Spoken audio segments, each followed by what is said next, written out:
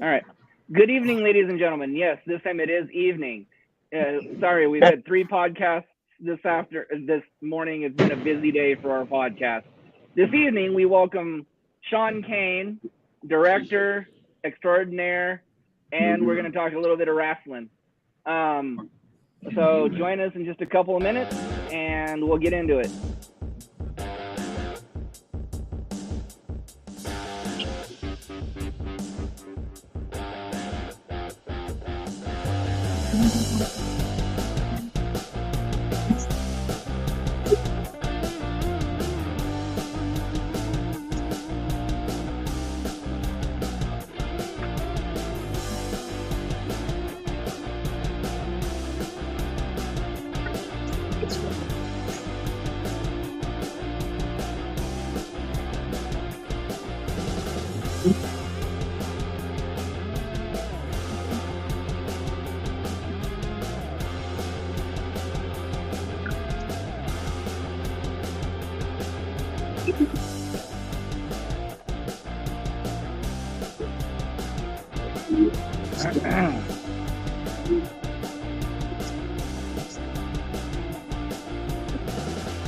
All right.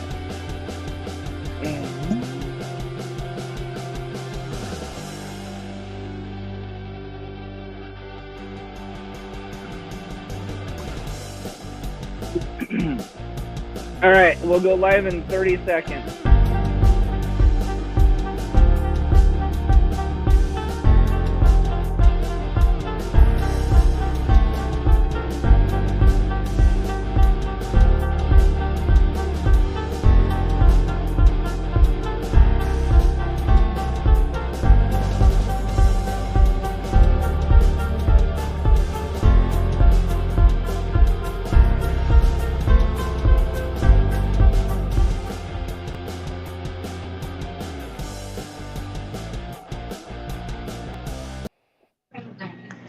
Hello, everybody, Yes. and welcome to the Go ahead. podcast.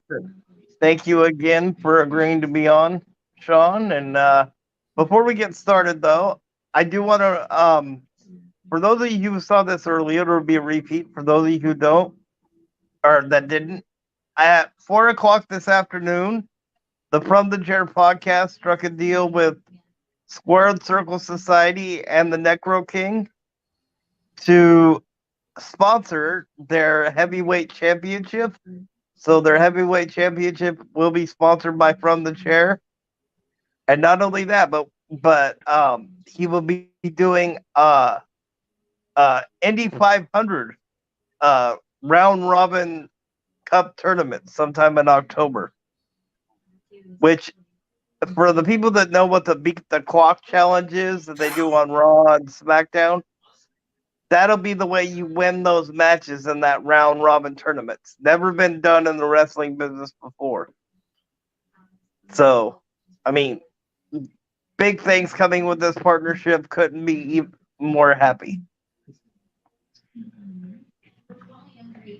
So All right, enough about means, you now. On to our guest.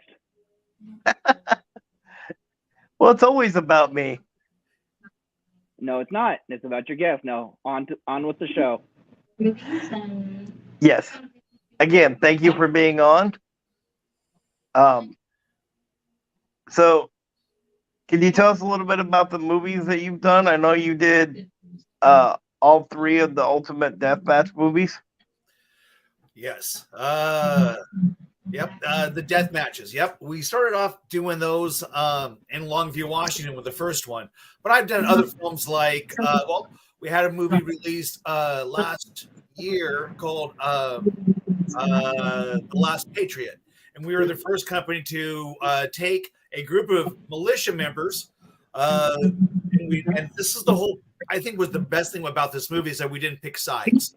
You know, we tried to go right down the middle. We tried to go show the people who love this country, who would protect it, and how the laws worked in this country, and how it's kind of how would you say it's not it's up for interpretation.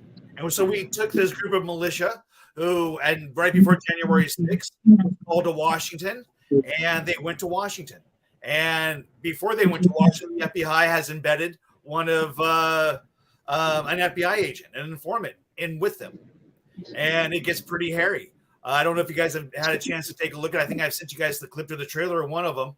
And that's, the premise. And it's been received wonderfully overseas. I'm amazed how a movie like an independent film like that could do so well, like in Scotland and Turkey and in Northern Africa and places like that. And it's just, like I said, it's a little film.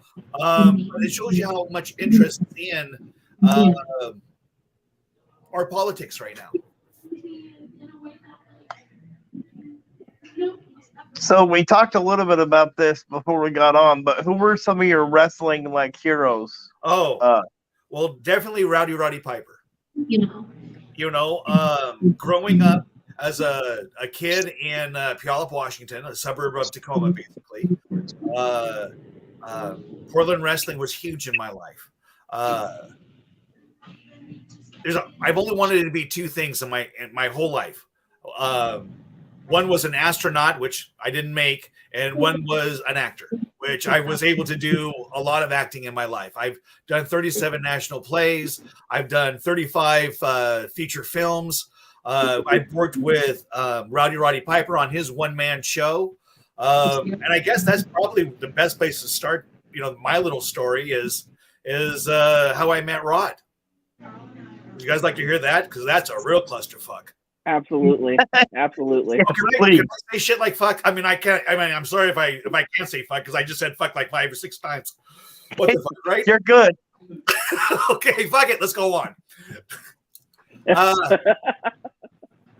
I work as a stand-up comic for before I did anything I was acting. My first, acting and playing football. When I was a kid, I was on the team that the 1988 team, Puyallup team, won the high school championship. We were a huge underdog against a team called Gonzaga. All those guys went off, and at one time we were like a 30-point underdog to these guys in the Tacoma Dome, and we ended up beating them 56-3. And our coach let us give them the 3 because we were going to kick the shit out of them all night long. You might have heard of our quarterback, Billy Joe Hobart. He went on with the Huskies. Yeah. Mm-hmm. On my high school team, all of the quarterbacks, they all went to the National Football League. You might have heard of a couple, the Heward brothers, Damon Heward. And Brock. Yeah, Damon and Brock. Yeah, those are Puyallup high school kids I grew up with. You know why they look so good? They have me catching the ball for them. That's a true fucking story, boys and girls. I like that answer. We had the best receiving team in the nation. It was led by me and a couple other guys, and we caught everything. And you know what? We had one play. Run, motherfucker. I'll hit you on the 50. That was it. Run down there, motherfucker. Billy Joe said, I'm going to hit you on the 50. And that's how we did that. But Coach Heward, he didn't say fuck all the time, but that was every other word. So we understood how to play football. Fuck it. So when I met Piper, I did 6 years as a stand-up comedy, right? And I've done every shitty place in the world. I've done a place called Roses that was the Mongoose Clubhouse in Spokane, where they said, hey, kid, just try to get through your first joke. So, and that turned out, that's a whole nother story. But I finally make it to Harvey's, guys. It's in Portland, Oregon. It's the last of the premier stand-up clubs, on the west coast of America. Even in the mid 90s, it was a mecca to go to. If you guys ever been there, there's one strict rule about Harvey's: no cussing. You cannot cuss. If you cuss, Champ will pull you right off, man. He's done with you. So here I am 6 years into this. The guy that introduced me, I've known for about 11 years actually, and introduced me to Cain. And I looked at him, and I forget I'm even holding the mic in my hand. And I'm like, what the fuck, man? I've known you for 11 fucking years, and you fuck up my name? Jesus fucking fuck! And I see the guy already in the back with a vein on his neck, blowing up. He's already given me the light, and I'm up there for 2 seconds. I got to be up there for an hour. Ooh. And he's trying to pull me within 2 seconds. I look down, and here's Roddy Piper in the kilt. Okay? Worst night of my fucking life, and here's Roddy Piper sitting there in front of me with his legs spread in a kilt.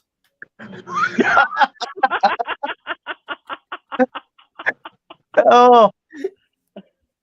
It just comes out of my mouth. It wasn't planned. It just came out. I said, Piper. I said, ladies and gentlemen, we have a famous celebrity in the room tonight.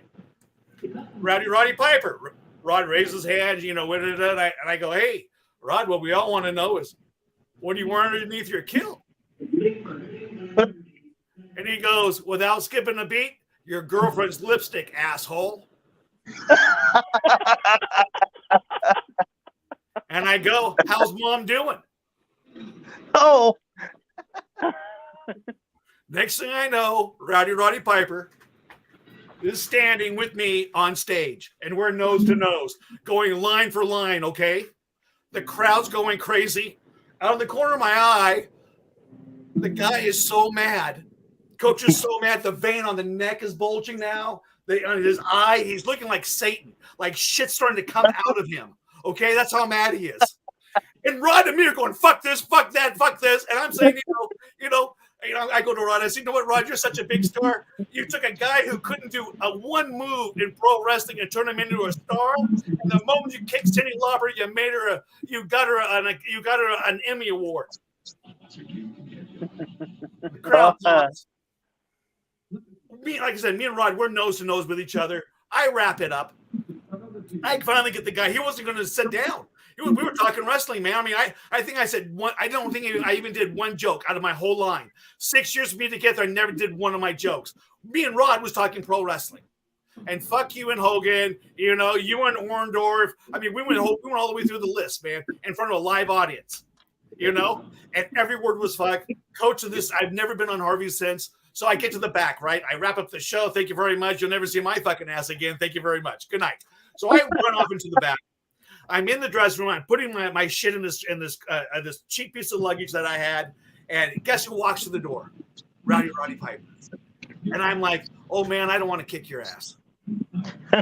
Okay, because I know that this guy's coming through the door, and I don't know if he's there, and I don't know if he liked the show or what, because it got, like I said, nose to nose a couple times, man. And I'm not backing down from the guy. I'm not going to lose the crowd. I wouldn't let him take the microphone, because if you let Roddy Piper take the microphone, I might as well sit in the front fucking row, right? Because I am done.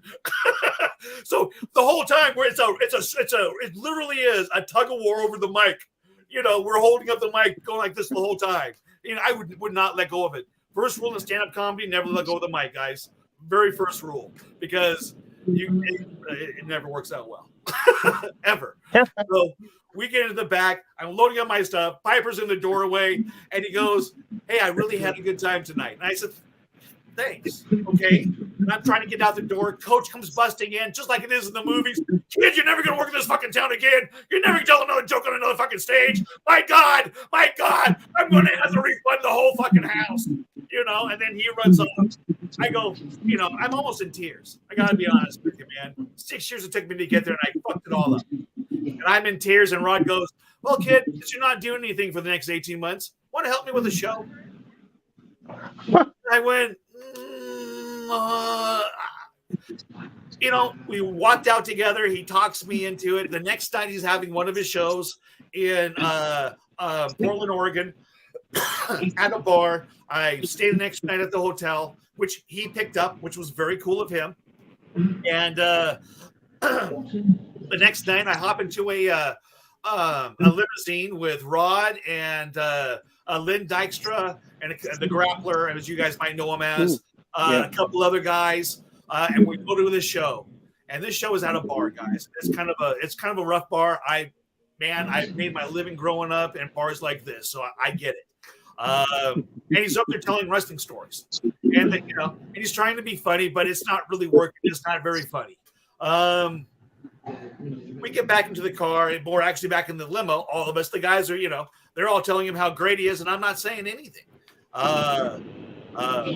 Then Rod asked me point blank, "What did you think of the show?" And I told him it was shit. I said it was a really kind of a shitty show. I said, first off, you should never be on a fucking bar stage performing in front of 25 people. That should never happen. And next thing you know, I have everybody calling me an asshole. True story. I said, well, why don't you guys just let me out here, and this asshole will walk his ass back to the fucking hotel room. I'm okay. And pulled over, I get out, and I'm walking down the street, and I'm thinking to myself, well, fuck, I don't have a comedy career anymore, so none of, I'm really pretty much fucked. I haven't done any acting now, for 6 years, and I'm way too old to get back into football by this time. So I'm thinking, man, I'm going to have to do some MMA shit or something. I don't know where I was going to go. Next thing you know, about 20 minutes later, I'll be damned. Roddy Piper shows back up in the limo. The guys aren't with him. He gets out of the limo, and we have a conversation about where I think he can put the show at and what I thought the show could be. And from that night on, I worked for him, and we did, I think it's like 100 shows altogether. But we, traveled around, did 2 WrestleManias, and it was a cool part of getting to know him and how much the fans and him meant to each other. That's something that I think he was the first person to teach me how important the fans are, and how and he would to the very end, man. If there was a fan in the room that wanted an autograph or talk to him or say hello or anything, he would stay to the very end. He never ran out of the room. I know a lot of guys, Hogan, all those guys, Ric Flair, they all ran out of the room. Piper never did, man. He stood there to the last fan was satisfied. You don't get guys like that anymore. I mean, they're so much more about selling their gimmicks and pretending to be a gimmick than they are about just being a human being and connecting with their fans. And I think that's why I think that's why we all like him, is because that son of a bitch connected with us somehow, some way. That guy connected with us. If he's not just this tough kid, he's going to fight the fucking Guerreros. Fuck you, or the guy standing up against Ric Flair, as him and the Horsemen get started. Piper had a great career, and people wanted to share that with him. That is what pro wrestling is. At the root of everything, that is pro wrestling. Exactly. Yeah, and I can vouch for the stay and after part, because the one show I got to meet Roddy Piper at, it was that last show that I was telling you about before we got on, and the show was over, and the lady asked me if I liked the show, and I said, well, yeah, I mean, it was a good wrestling show. And she said, can I make it any better? I said, well, it's my birthday. Can I meet Roddy Piper? Because I'm not going to pass up that opportunity. No, you should. And so he introduces me to his son while they're going to get him. So I had a conversation with Colt before, he got up there. But the funny part about that was when he got there, he came around the side of me and I didn't see him at first. And he turned around and he'd been drinking before he got to me. So when he opened his mouth to say, hello, I got a contact high off of whatever he was drinking, man. I was feeling good by the time. Oh man. I'm in a really shitty hotel in Burbank, California. Okay, the Ramada. If you know it's cockroaches are as big as you. Okay, you can ride the cockroaches. If you're out of ice, I just picked up the next cockroach and take it to the ice box. It's these fuckers are huge. So if you're there, I'm in this bar and they have the swinging doors, right? And I'm in there. I generally have a shot of Jamerson and a Corona, and I'm drinking that. And there's about 10 people in the bar, and I hear, the doors open, and there's Piper standing there. Everybody at the same time looked up, And in unison, everybody in the house, in the room goes, in the bar goes, "That's Rowdy Roddy Piper." That's how over he was. Everybody. I mean, I'm in a shitty place, okay? And he swings, and the door, like an old Western, man, the door's swinging back and forth. And everybody, we all looked up and went, "That's Rowdy Roddy." And you heard it throughout the whole bar. "That's Rowdy Roddy Piper."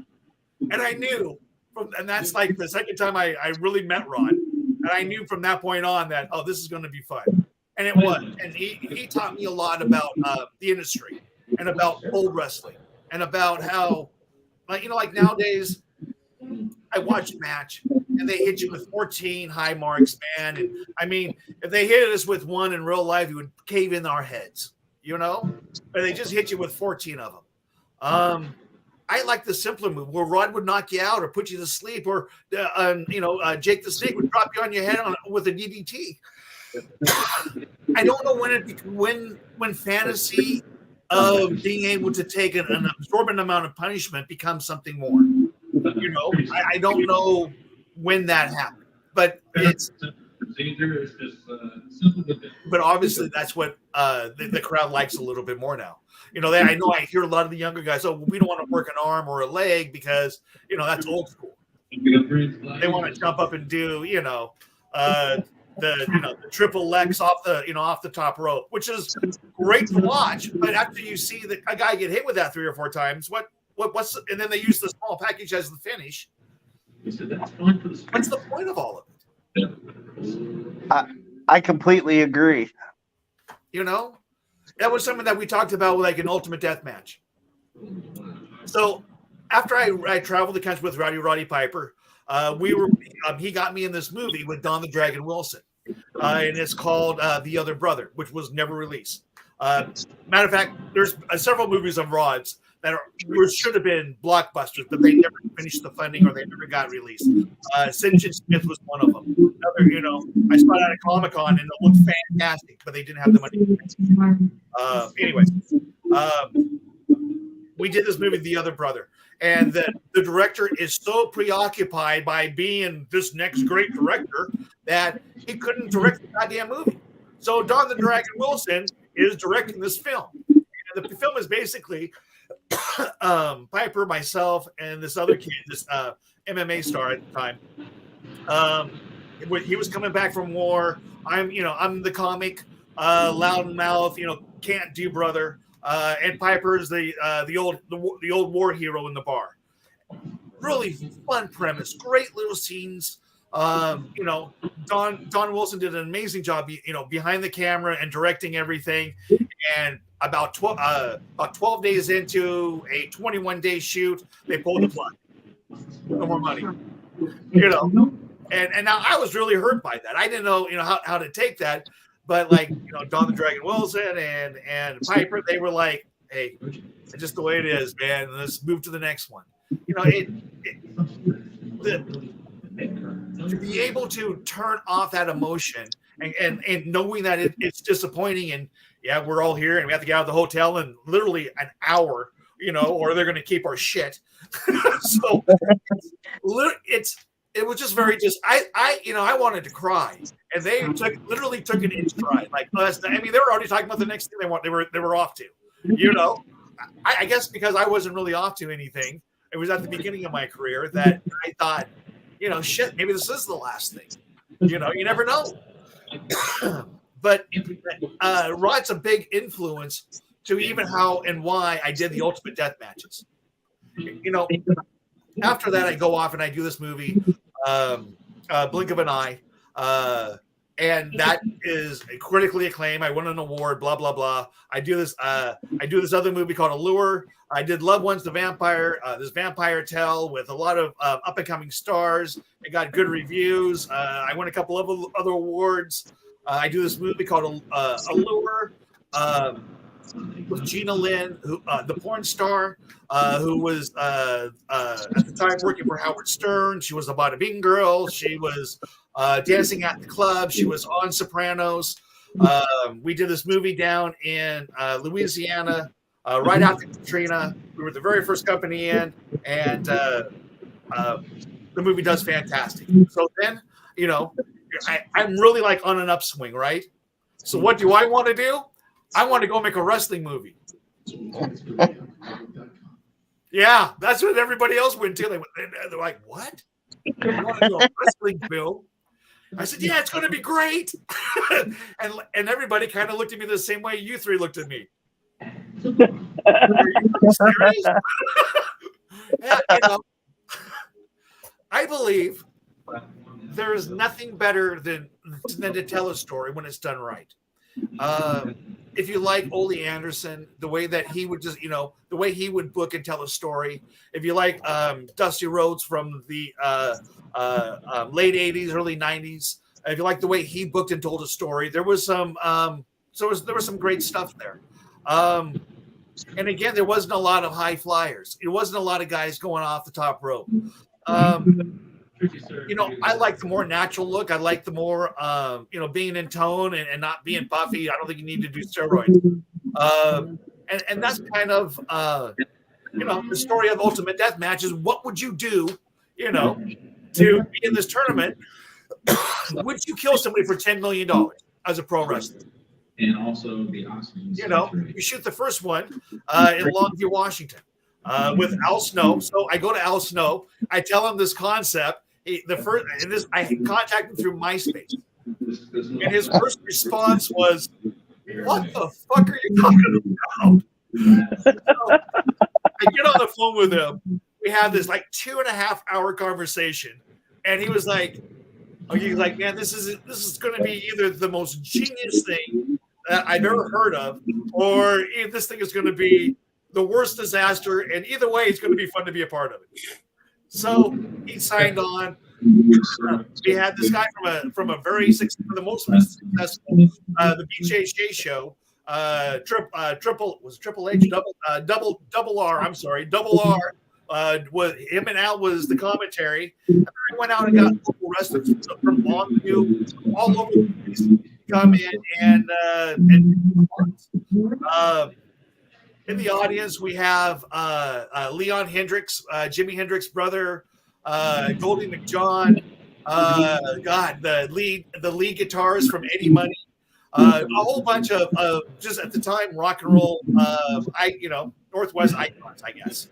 You know, and so if you look at the crowd, that's who's in there, and they do these matches, and you know, it's to the death. They kill the the Russian Python, I think his name is Ilya Zavalov, and by the time we got it into the camera, there was already money on the table for not just the second one, but to buy it outright from him, which was crazy. Cheesy Flicks was right there. I couldn't believe that that they would even be interested. And they were standing right there, very excited to buy them. Now they're owned by the same people who own the third season of Spartacus. Okay. But they still make. I'm amazed how much more money they make. The second one we shoot at OVW with Kevin Nash, a much bigger cast. Shane Douglas, Dan Severin. Oh my God. Hey, Cindy Snow's in that. Al Snow's back. Jimmy Valiant. I mean, it starts off with the old man sweeping the ring out. Talking about it's horrible, but it's better than living on a cot. Or not being able to fulfill your dreams. So all of them had like a little story to them. I think the wrestling was really good in the second and the third. Actually, I think all three of them had really great wrestling. Excuse me. My concept has always been to blur the line between reality and a movie, from pro wrestling to what a movie is. We're so worried about the sports that we forget the entertainment sometimes. And that kind of brings me to fantasy fights, because think what I can do with putting anything I want in the ring. Bruce Lee versus Muhammad Ali, for one. Cool. Who doesn't want to see that? I do. Right. How about like one of our main events on the 26th, Don Jr. versus Hunter Biden, laptop on a pole match. Wow. Why would you want to see that? I look around the landscape and I see wanting to be an organization who fights for a belt that doesn't mean anything because there's literally right now 1,006 organizations. With all the champions, that's why we had territory back in the day. So there just wasn't a million different champions. There was some type of conclusion to it. There was some type of rhyme or reason. But now, literally, every block has a champion. That doesn't do anything. That doesn't help us. Now because they've taken away the belts. Okay, so what matters?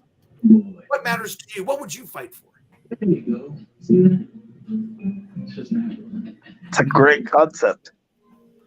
That's what we're looking for. We have a little side action going on, but there will always be a fight, like a political fight. I can't wait to see the I want to be the next president battle royal. Don't you?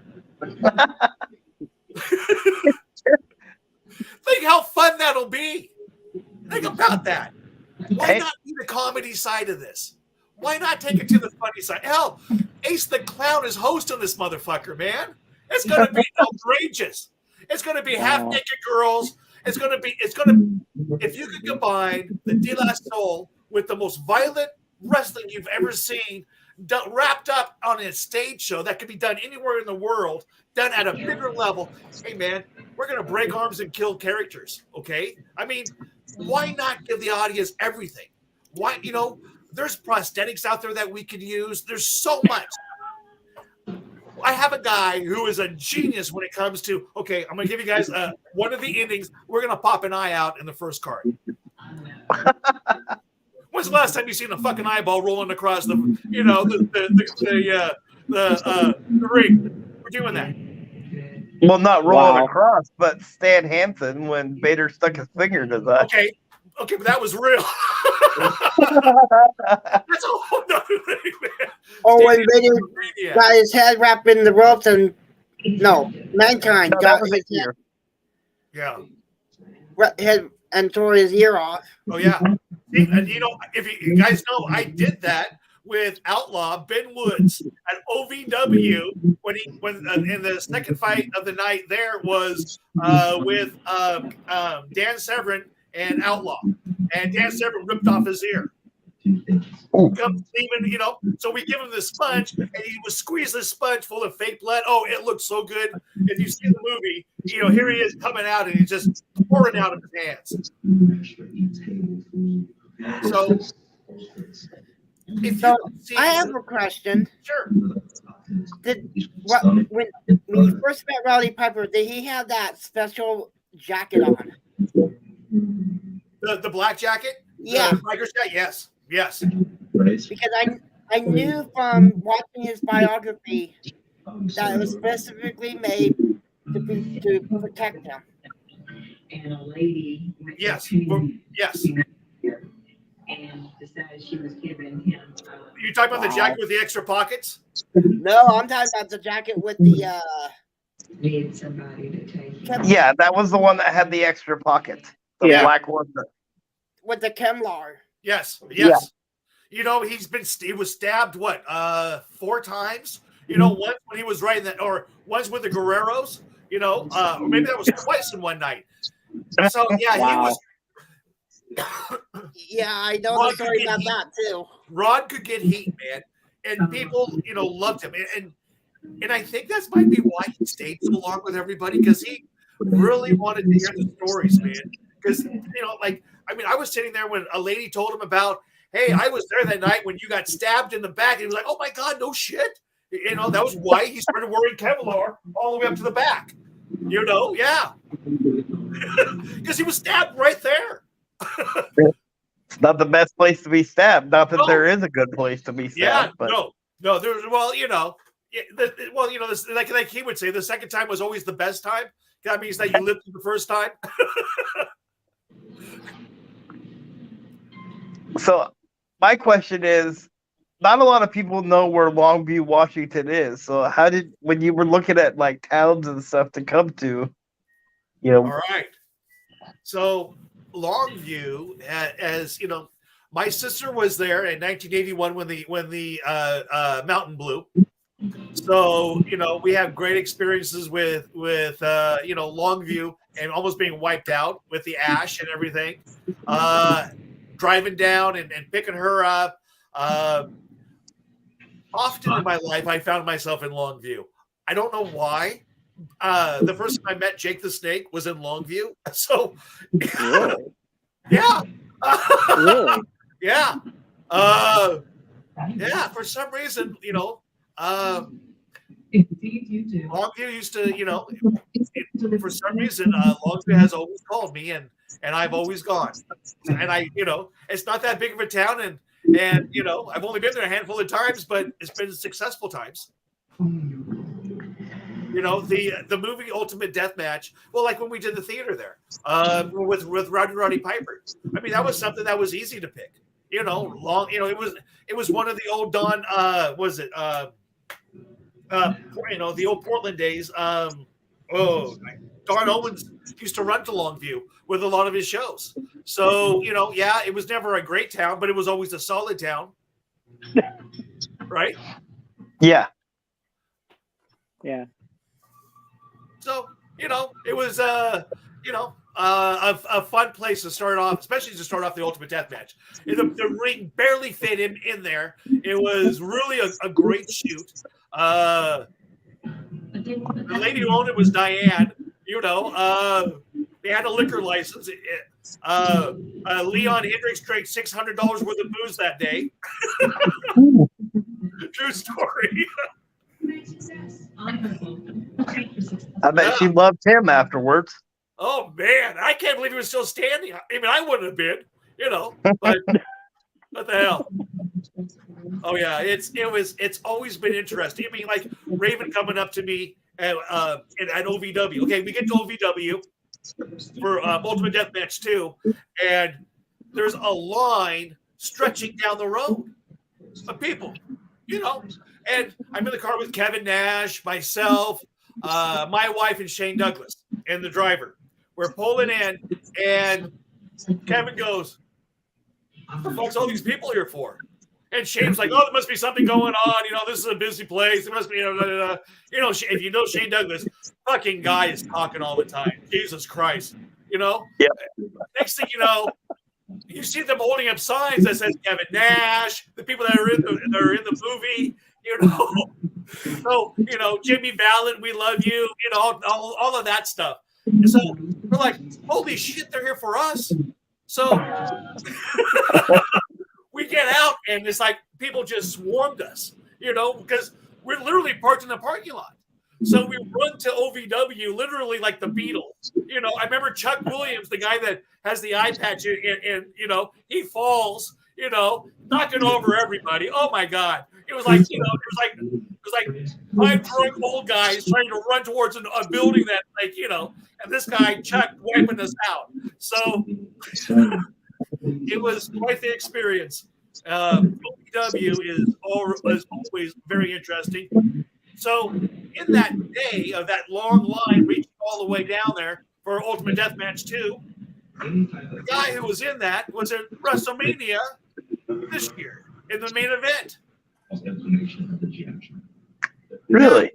Cody Rhodes. Wow. Yeah. Yeah. It was like doing something at WrestleMania this year. Yeah, he should have won the title, in my opinion, but that's... Yeah. If you look at the OVW tape, you'll see him in the crowd. He paid $5 to come in. He was training there. Oh, wow. I didn't know. Wow. I was making a movie that day. Raven told me I couldn't do it in 12 hours. I think it took me 10 hours, and after the 10th hours, I was cracking a beer. Even wiser. And knowing Raven, that probably annoyed him more than anything that you proved him wrong. It's a love-hate relationship. He would love for me to be wrong, and I just love to beat him with a bat. Speaking of Raven, one of his worst gimmicks was Johnny Polo. Oh, God. I told him the only way he could come back, he was talking about coming in and doing a spot with me on Fantasy Fights. I said the only way he can come back is if he came back as Scotty the Body. Yeah. The only way. Because if you've seen him now, he looks like a walrus. Yep. He looks like Playboy Buddy Rose. Yep. You have to come in as Scotty the Body, man. So, you said you were big on like Portland wrestling. Was there like, we know Piper and Buddy Rhodes. Was there like any matches that like stood out to you from that era? Oh yeah. Now, my dad worked with the Tacoma Police Department. My dad did 3 tours in Korea, 4 in Vietnam, the last 2 as a tunnel rat. My was a tough motherfucker, to be honest with you. Leads my life. By 12 years old, my dad runs the Marine Corps outfit out of Fort Lewis, and I'm in the Marine Corps boxing club. Like my nose? That's why. Thank God a guy named Steve Armstrong. If you ever heard of Ishinru Karate, he is the guy who kind of created. He's the only Gaijin red belt in the world. He actually had his studio in South Tacoma, and I would go there, and that's where I got my 2 degrees and my 2 black belts in. That was a real big guy too. When you get there, have you ever heard of Steve Armstrong? If you ever Google him, he looked like Elvis. He's the guy who taught Elvis Presley originally karate. Wow. Yeah. I get there. Here's this guy looks like Jabba the Hutt with mutton chops. That's what he looked like. We all stood on this line. Guys who were in the military, Fort Lewis, special service guys. He'd give you this fingertip to the knuckle punch, right? About 2.5 inches, 3.5 inches. He dropped every guy in that line. Now I've been boxing for a little bit, so I've been hit by men. Guys who were, can tune you up. Man, he hit me and I refused to go down. And he went to hit me again. He just kind of touched me right here. I went down so hard. He just touched me. I just dropped like a rock. Oh, that guy was amazing. Like I said, he wrote the book on Ishinru Karate. So, you ever get a chance, Steve Armstrong's a pretty amazing guy. So I had no idea where I was going with that. Sorry. No, you're good.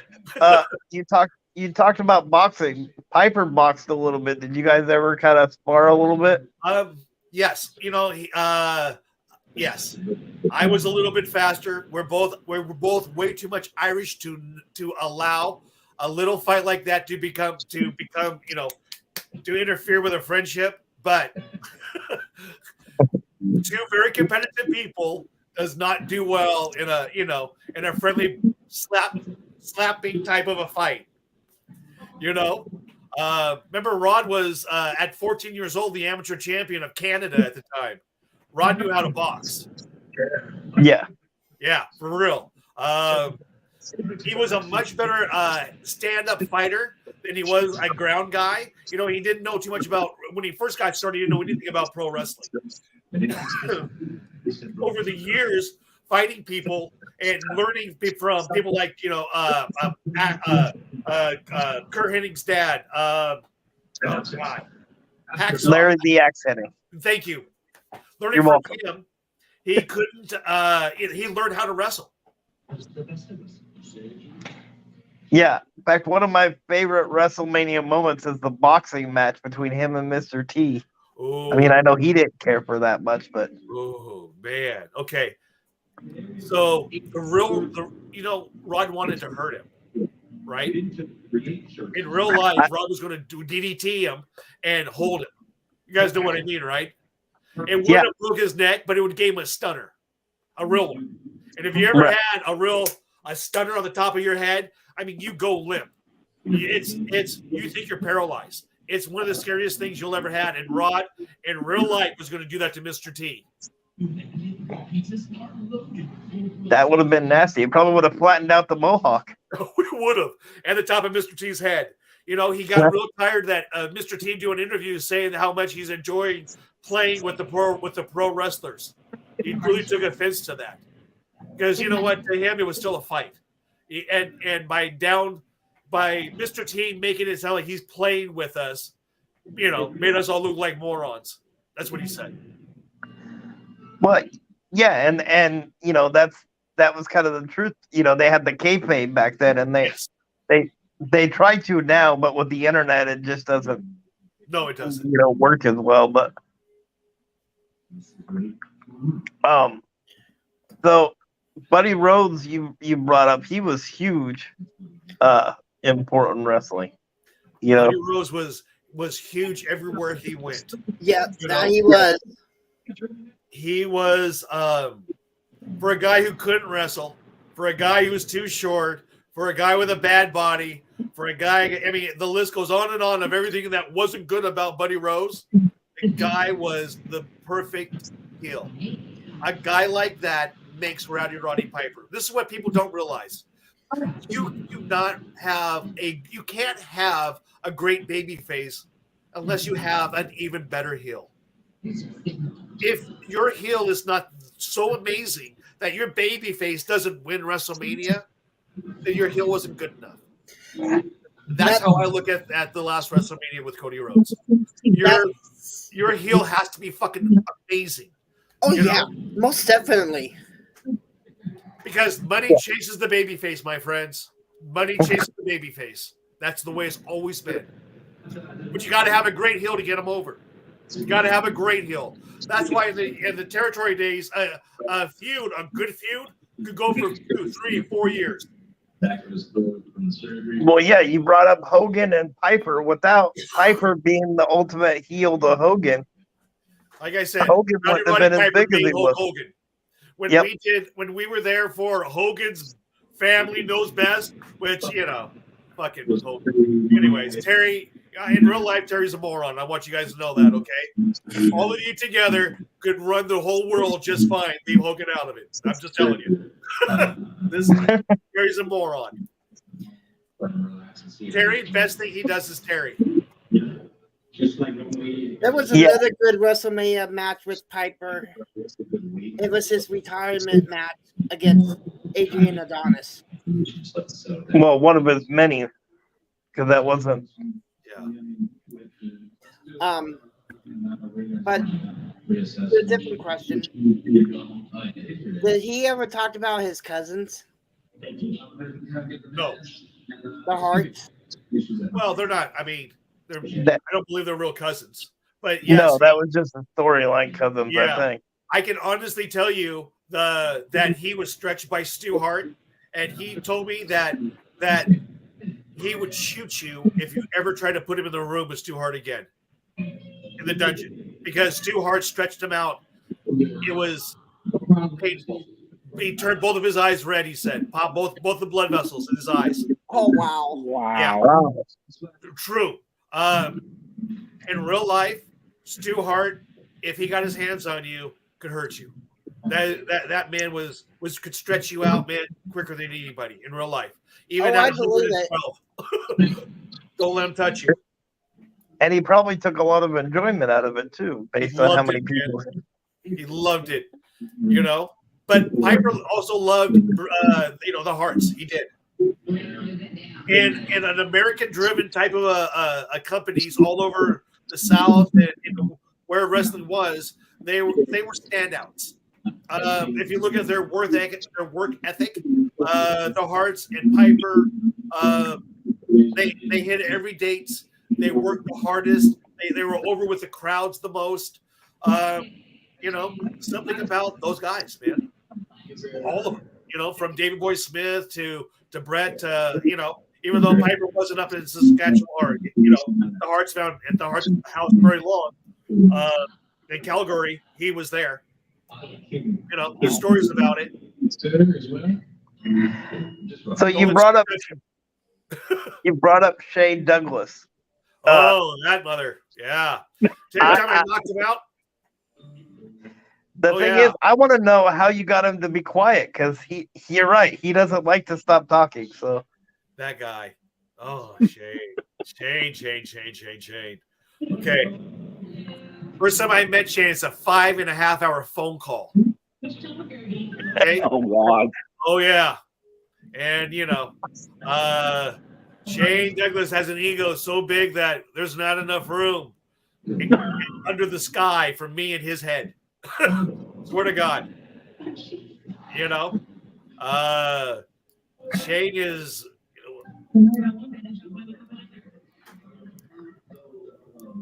the original plan for the Ultimate Deathmatch films on the second and third one was the Wolfpack. Okay.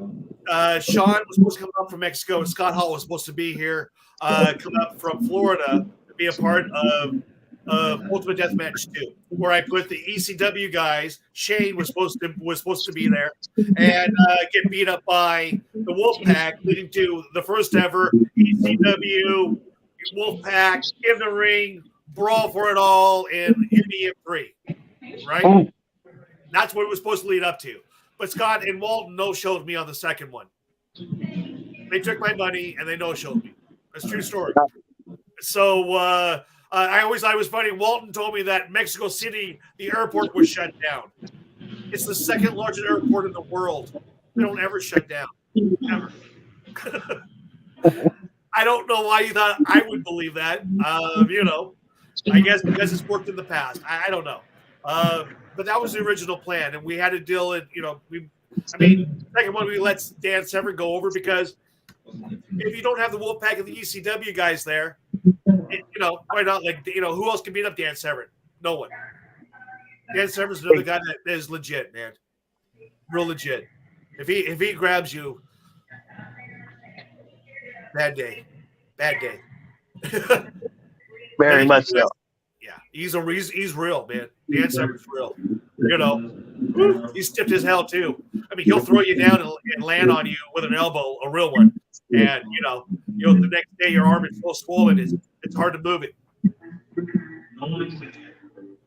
Yeah, I did a podcast with the original Pitbull from ECW, and I mentioned to him once, hey, we should get Shane Douglas on, and he went, no, because we like to talk, and if we had Shane Douglas on, we wouldn't talk for the whole hour plus, and he'd want to come back for another episode just to finish. Oh yes, yeah, that's Shane. Shane is. I think Shane has been an important person in pro wrestling by teaming up with Ricky the Dragon Steamboat, by dropping the NWA belt in the trash can and making ECW sell out, arenas, that little Philadelphia arena for what? I think the next 12 shows. Hey, it helped a lot. For a company who was bankrupt, it saved them for a while. And, and Mike Awesome, it was fucking awesome, honestly. Yes, he was. Yeah, he was the greatest big man I've ever seen. I would have to agree with that. Yeah. For everything he could do.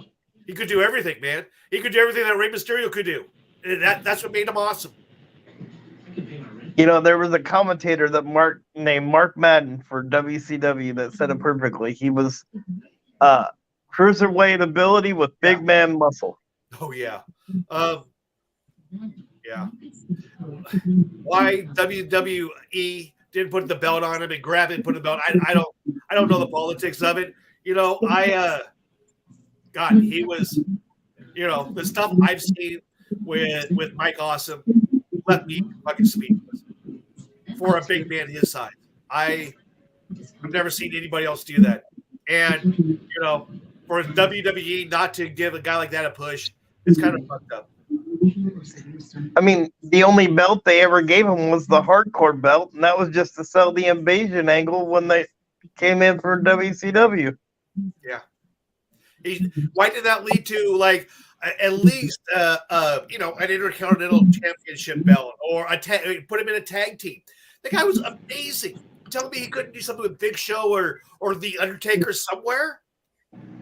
Come on. Or many years after that, they did the ECW invasion. Why couldn't, after he won the hardcore title, why couldn't he have pulled a Shane Douglas and rechristened the hardcore title the ECW title and done an invasion angle? It would have been great. and Mike would have been the right guy to push.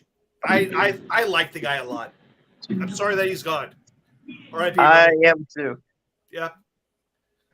Speaking of people that didn't have titles, were you surprised that Roddy Piper didn't have more titles? I mean, Well, let me tell you what he told me. He was there. The title isn't the. It was never the outcome.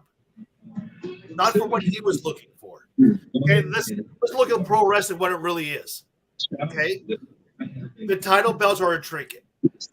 That's why Ric Flair has had it how many times? 106, 504 times. You know, right? I'm going to pass that fucker around so much. It's a hot potato. You get it this time. You get it this time. Dusty Rhodes been champion 76 times. I think he only touched the belt twice. Right? And that's kind of the way what was the most important thing to Piper was selling out arenas. You know what he liked about the dog collar match the most? It sold out everywhere he went. They wanted to see that. They wanted to see Greg Valentine and Roddy Piper beat the shit out of each other in a dog collar match. That's what people wanted to see. They wanted to see Piper beat up on Hogan. They wanted to see that. You know? It was never really about the belts.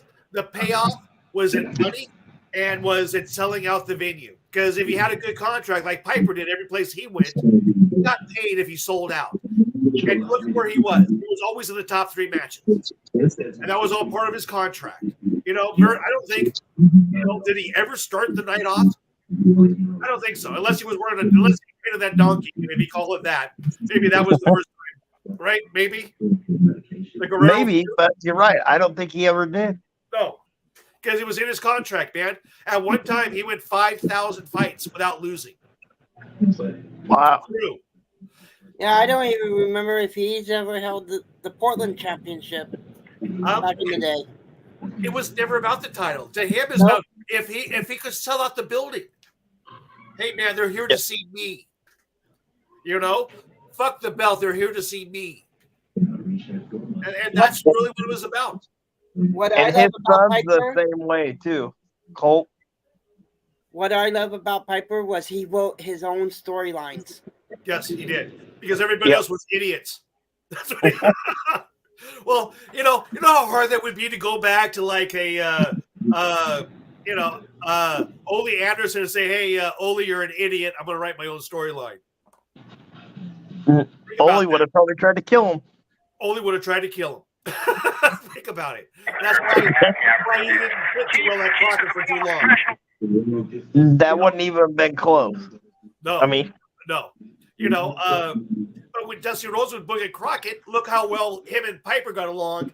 And what he made Piper, that was the beginning of the feud with him and Ric Flair, which was one of the best feuds maybe in all of wrestling. oh yeah. You know, it's just that Ric Flair only has one match, and he learned it with Roddy Piper. But Ric Flair only has one match, where Piper could fight anybody at any time. He was a street kid. Rick had one match in him, and that was really it. Even now, he does one match. He's retired. You know, what time is it? This week, anyways. And the thing was, Piper could make magic with anybody. Look what he did with Robert Downey Jr. at WrestleMania 5. Yeah. Yep. Piper was magic. You know, you guys ever hear the bagpipe story? No. All right. No. The bagpipe story, Rod is in Portland Wrestling, and he's suspended for 2 weeks because I think of him either catching Buddy Rose on fire or burning down the crow's nest or something like that. Being a part of that. Anyways, he's suspended for 2 weeks. So he goes to the WWE, and he has and they're going to come up there and bring the kid up for a match, try him out. And he's really excited.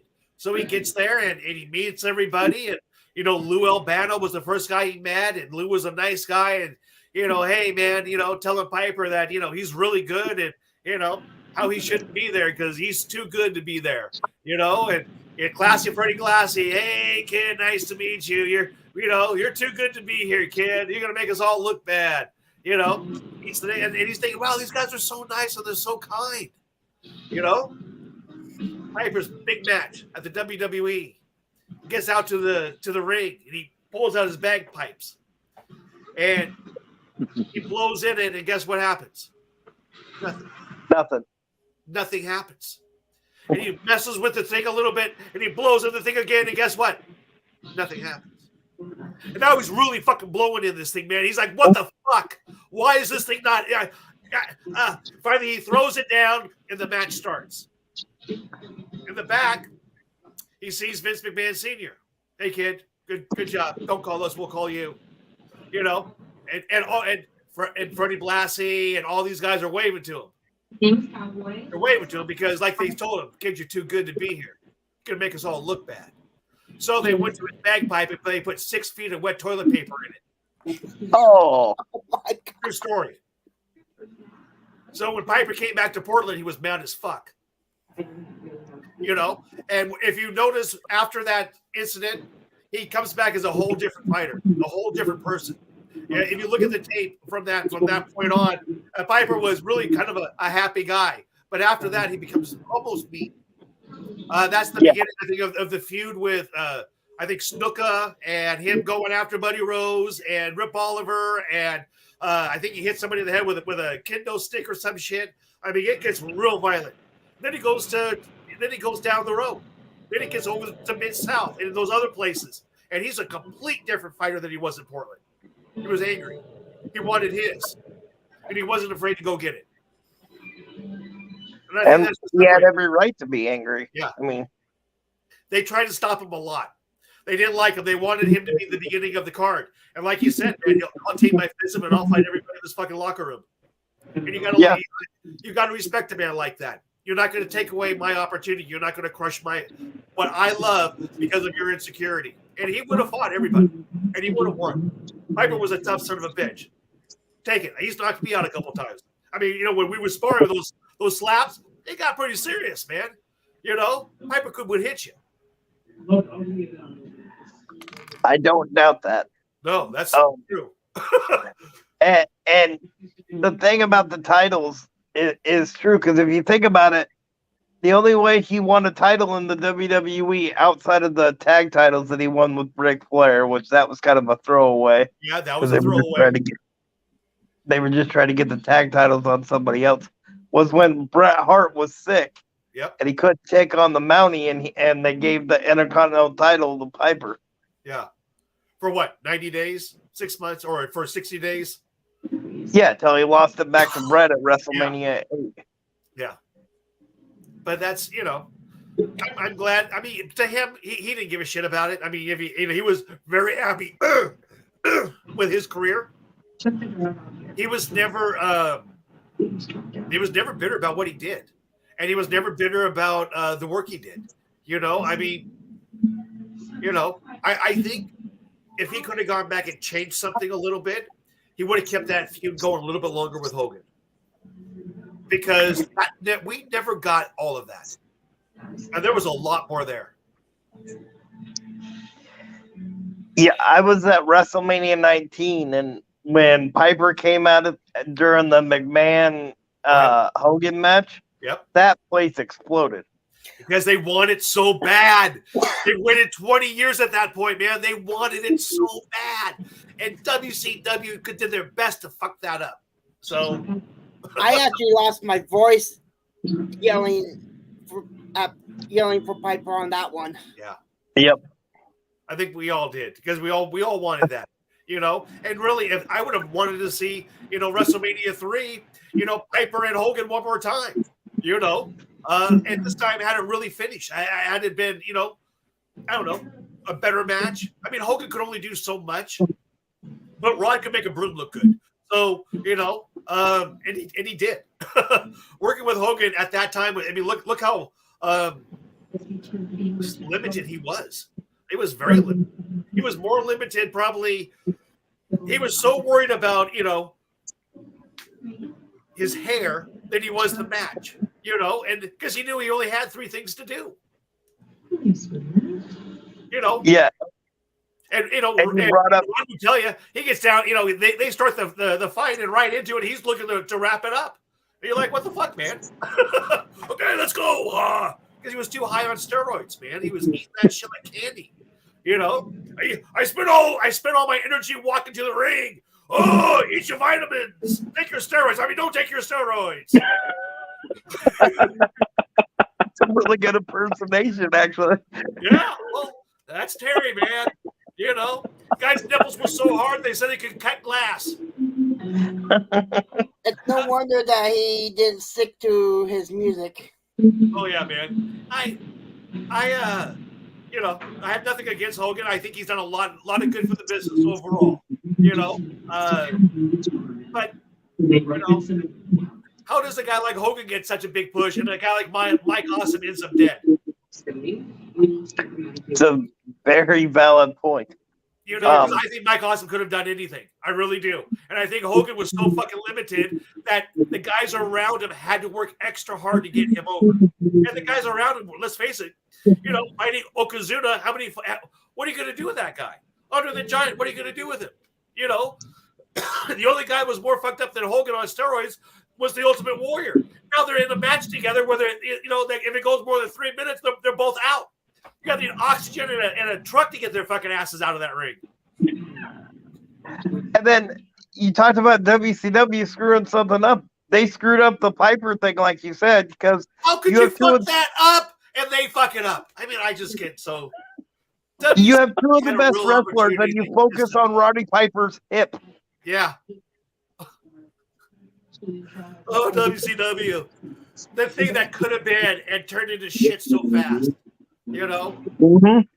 The guys who were, I love it, at the beginning of that 83 weeks that Raw loses, Raw goes out and gets Chris Jericho, the Malenko, Eddie Guerrero, gets all these guys from Steve Austin, and all of a sudden now they're all on the WWE kicking the shit out of the WCW. That's all of their undercard guys. Oh, I wonder how that happened. Fucking think about that. They let Chris Jericho, they let Mark Merrill go, they let all these guys go who goes to WWE and become superstars. Yeah, and why Eric Bischoff ever decided to give away the endings, like in the middle of Nitro, is beyond me to this day. He couldn't beat him, man. You know, the only person they couldn't get was Shawn, and Shawn almost went. You know, when that whole thing with Brett and Shawn, that was pretty serious, and they were, like I said, they were about ready to walk out on each other, and you know, Vince and Shawn had that magical love affair. Yeah, and Shawn did gain the most out of that, though. He did get his wife from watching WCW, so. Well, he gained a lot out of that. He gained the click, or he lost the click, but he got the Attitude Era with with Triple H, with Paul and China, and then all of that came to be. But that was also the beginning of that's where Stone Cold got good, and Chris Jericho shows up, and the great matches with Eddie Guerrero, all of that. Yes, all the from WCW who couldn't get through because Hulk Hogan was fucking up the place. Yeah, I mean, just look at Bash of the Beach 2000, for example. Yeah, that's a very good point. There's your receipt. So, they weren't even sure that he was going to pull that off either. No. What do you do? WCW, I think between their non-endings, and I think this is really important. I think it's important to have endings. I think it's important to count 1, 2, 3. I think it's important to end storylines. They had so many storylines going at one time, you couldn't keep track of everything. And they wouldn't finish anything. And they wouldn't finish a fucking match. How do you have a wrestling show with no fucking finishes? Come on, goddammit. Somebody put your goddamn shoulders down on the mat. 1, 2, 3, let's go on. It drives me nuts. The man speaks the truth. I mean, God, You know, I get so tired of, and you knew what was going to happen. You could almost predict it. It's like a Ric Flair match. Oh, okay, he's going to go up and over the ring. Then he's going to run down the clothesline, and then he rolls out, and then he gets. I mean, you can almost say it, verbatim. And then he's gonna woo about a half a dozen times. That's right. Get the crowd going, or not, and then the chops. Or when he's not wrestling, he does the woo, tears off Yep. his I'm clothes. gonna tell you, honestly, Charlotte's way better than her old man. I agree. Way better, man. I'm telling her she's actually very good.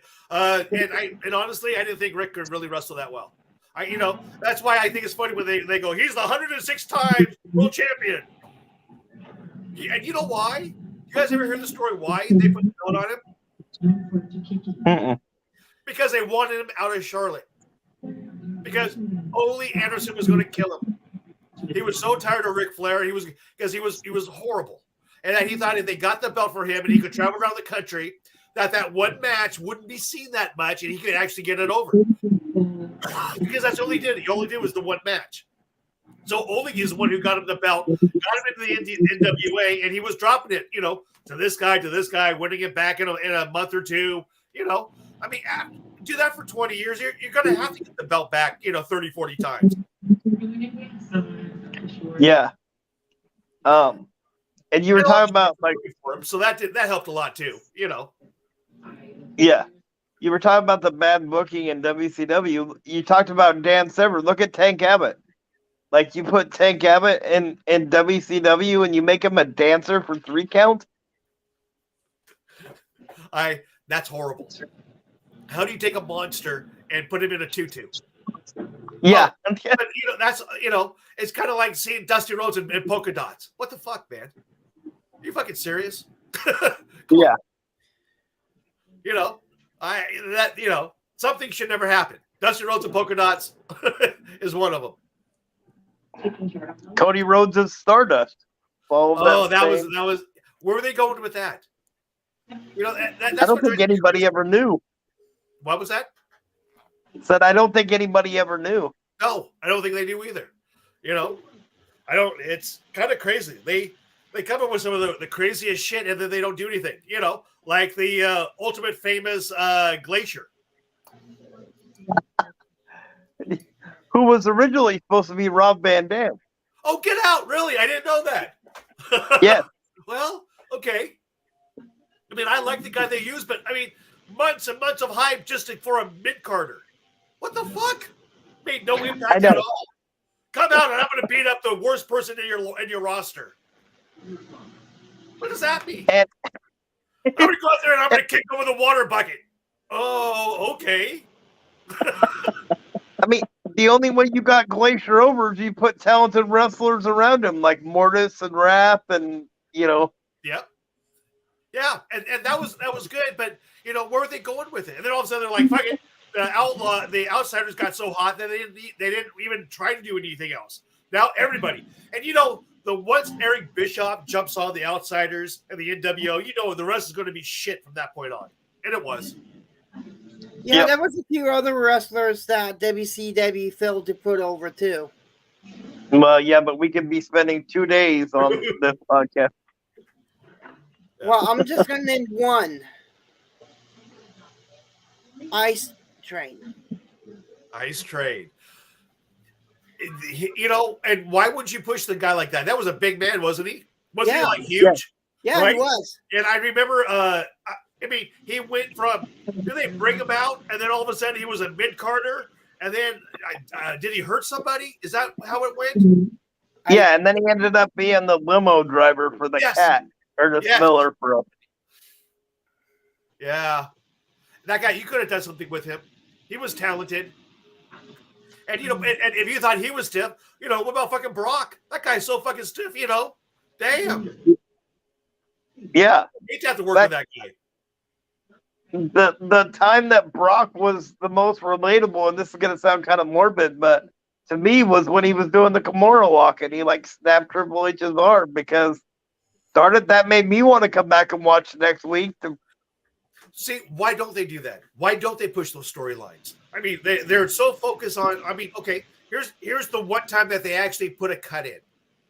Okay, here is Diesel fighting the Undertaker, and Kevin Nash opens up that coffin and he sees himself. That was Yeah, it. That was got it. There was nothing in that. There was another wrestler in there, for the show. But when he opened it up, they actually cut that in from earlier that day. That got a huge pop. They showed Yeah, it it did. on Jumbotron, people at home. I mean, that set up that whole feud, or that next storyline where, and when they do that, it helps them. Why don't they do that more? Who knows? Because Vince McMahon thinks he knows everything. Well, I mean, that's so what if somebody like me comes along and is going to do that? Going to put those cuts in, or is going to take the close up of the guy breaking his arm on going through the ropes on one of the matches, and be able to show you with a prosthetic that the arm breaks. then that's going to be one entertaining show that I definitely want to watch. Good. Yep, same here. Because that's what we're going to do. It's going to be with fantasy fights. Think about where I can take that.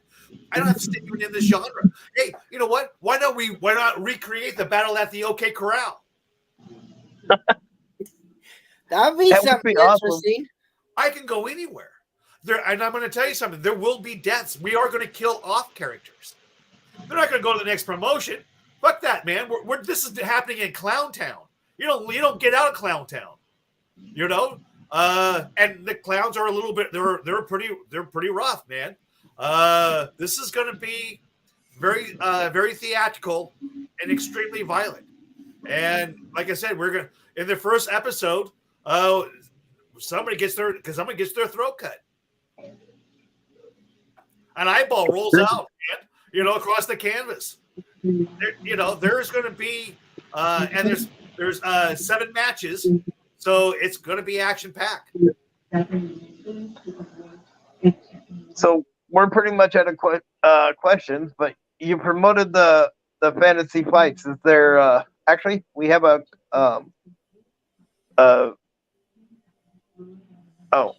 one of our viewers said he likes blood, so I think he's gonna look forward to that. Oh, into the fantasy fights, good. It's August 26th. Yeah. We will. I'll break it here, okay? What is it? Fight TV is very excited about us. We're going to be the opposite of what everybody else does. It'll be more comedy, more crazy matches. More in December, we're going to have Jesus versus Santa in a hardcore match, and Trump and the Clinton Christmas. It'll be a food fight. It takes risks. Okay? That is awesome. And that's we're doing a whole bunch of different types of John McClane versus the Grinch, so that'll be fun. Because Die Hard's a Christmas movie, right? Yeah. Yeah, for me. that's what I say. So I mean, we're gonna have a lot of fun matches. What if I could make something theatrical, fun, where you're laughing and it's kind of a joke, and yet behind it is a little bit dark and sinister, a little bit of a horror movie, a little bit of it, that's kind of what we're looking for. What do you think? Would you watch that? Sounds amazing. It sounds like what people need that, are watching now. And I want you to know something. This is what Piper told me, the last time we were talking, when I was telling him this is where I wanted to go. This is where I wanted to go with the Ultimate Death Match, but I couldn't get there with who I had. Piper and I, talked about me doing this. My whole concept is, what if I could take what I love, which is theater, mix it with wrestling, and put in all the fun stuff, like all the great makeups and the special effects. What type of show would I have? Okay, so I'll put it into like an old big top, an old dirty clown will host it. We'll have beautiful women dancing around. We'll have factions, and we'll have these crazy fucking fights. And in the back, there's always, like a little mobster, like a little Sopranos going on, where people get whacked. Or get paid off to go into another fight or something. Right. Or stuff like that. Or, what can I do to be the main event? What happened? We have so many great storylines. Wait. And they're going to be, and I promise you there will be conclusions to our matches. When in our little fight area, people will be pinned. things will come to an end because I got to work on the next storyline. Exactly. Oh wow. And they might die. You know, I mean, I am hooked up with a 25-gallon blood pump. You know, so if I cut somebody's throat, I can literally pump 25 gallons. That would be a great effect. Especially if you have a That would be an normal awesome camera. Right? effect. I'm just saying. I mean, yeah, it's going to be like an adult show where there'll be a little titties from here to there. There'll be a little love making. You know, it'll be it'll have all of the right elements in it. But to me, it's just the evolution of this and what we love. You know, with everything. Excuse me. With everything the way it is, why not do that, man? Why not show the fingers being broke? You know, why not break the arm? Why not show what these guys actually kind of go through? You know, the muscle being tore, fighting and still having to fight the next night. Oh, shit, I'd like to feed my family this week. What do you mean I have to tape up my hamstring, my hammy injury? Some of the realism. Shove it back out and let them fight again. Yeah. So hang on, guys. I promise the live shows will be so amazing. They'll be compared to like the De La Soul series and fights that people will talk about forever. I'm not looking for guys going off the top rope. I'm looking for fights. The number one thing in this business I have sold for the last 100 years is not me wanting to kick your ass, but your favorite person, your favorite thing, wanting to kick the other favorite thing's ass. Like, I don't know, Hunter Biden versus Donald Trump Jr. in a laptop on a pole match. That'll be fun. Think about how I'm going to piss off the Republicans and the Democrats. Yay! And we, as wrestling fans, will get to laugh. We will laugh and remember that this is fun. This is supposed to be entertainment. And I'm going to make you laugh for years to come, all three of you. And who knows, if you do that political battle royal, we can find out who the next president's going to be. See? You don't know. Exactly. Why not? That's as good as what we have now. If we're guessing, fuck it, man. Let's just fight it out in the ring. Fuck it. But think what I can do. I can do the the fight at the OK Corral. Whiter versus name anybody from the West. But what would be my limits? I would have that.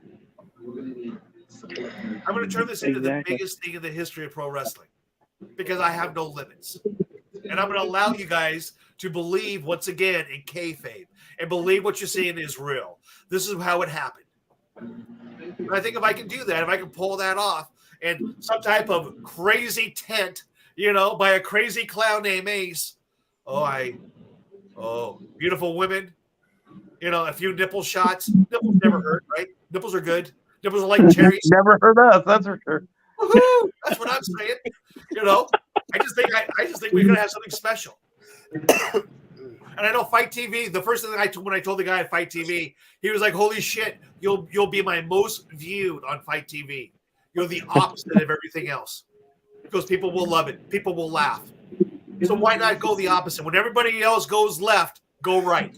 I promise you, you'll be the heater. You'll be the leader of the pack." Well, we want to thank you for coming on. You guys have any more questions? Very much. Thank you, guys. Well, hey, as it gets closer, will you come back? Anytime, guys. Anytime. I thank you so much. I got hacked. I used to have like almost 5,000 people. I got hacked. I'm starting my Facebook account all over again. So if you're out there, come to Shawn Cain Films. Say hi to me. Give me a little love on the Facebook because I'm starting all over again. And I forgot how hard that was. Facebook is really time consuming. Yes, it is. Come back. But yes, as it gets closer, we will invite you back, and you can talk about the show some more. And absolutely, this was fun. Thank you so very much. Yes, it was. And have a wonderful night. You too. You too. I'm still here. I can still see you. This is always so awkward. Hey, you know what? I'll just go get another beer. You guys can talk about me. See you later.